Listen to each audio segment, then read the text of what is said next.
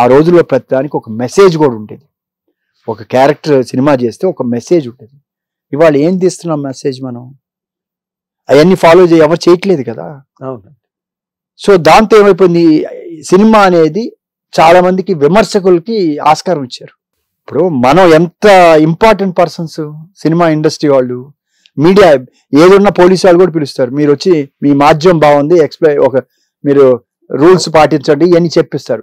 అటువంటి మనకి రెస్పాన్సిబుల్ లేదా సోషల్ మీడియాలో, సోషల్లో, సొసైటీలో? మనం ఉన్న సొసైటీ కదా, మన సొసైటీ ఎలా ఉండాలి అంటే నేను అనేది బియాండ్ వెళ్ళిపోయింది. అందువల్లనే పెద్ద పెద్ద వాళ్ళు ఎవరు చెప్పలేక మాట్లాడలేక మనకి ఎందులోని గమ్ముని కూర్చుంటున్నారు. ఈ ఫీల్డ్ ఎందుకు ప్రశాంతంగా ఎంగేజ్ లో ఫైట్ చేసాం.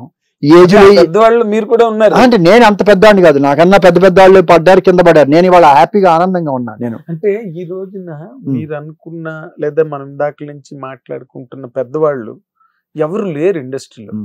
ఇప్పుడు ఉన్న వాళ్ళల్లో ఒక అశ్విని దత్ గారు, ఒక కేఎస్ రామారావు, అంటే సీనియర్ ప్రొడ్యూసర్లు, మంచి మంచి మైల్ స్టోన్స్ క్రియేట్ చేసిన వాళ్ళ గురించి చెప్పుకోవాలంటే ఇప్పుడు ఉన్న వాళ్ళల్లో లివింగ్ ఒక అశ్విని దత్ గారు, కేఎస్ రామారావు, సురేష్ బాబు గారు వాళ్ళు ఉన్నారు. వాళ్ళకి అన్ని బ్రహ్మాండమైన సెటప్ అన్ని ఉన్నాయి.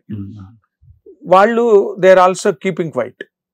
సినిమాల్లోకి మంచి సినిమా ఎవరైనా తీసుకొస్తే ప్రమోట్ చేసి వాళ్ళే ప్రమోట్ చేస్తారు. అండ్ కేర్ ఆఫ్ కన్సర్పాలెం వాళ్ళు, లేకపోతే అవన్నీ వెలుగు చూసి రావు కరెక్ట్ ఎప్పటికీ ఒకవేళ వెళ్ళినా ఏదో అనామకుల్లాగా వెళ్ళిపోయారు. బట్ సురేష్ ప్రొడక్షన్స్ వెనకతలు ఉన్నారు, రాణా నిలబడ్డాడు, లేకపోతే సురేష్ బాబు గారు పబ్లిసిటీ చేస్తున్నారు, ఎక్కడికో వెళ్ళిపోయింది మీడియాలో. ఇప్పుడు ఆ రోజున్న దేవర్ ప్రసాద్ గారు లేరు, దొరసారాజు గారు లేరు, అర్జున్ రాజు గారు లేరు, త్రివిక్రమరావు గారు బతుకున్నారు.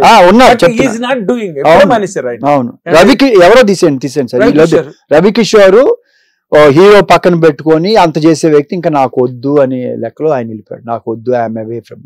ఎందుకు వెళ్ళిపోయారు?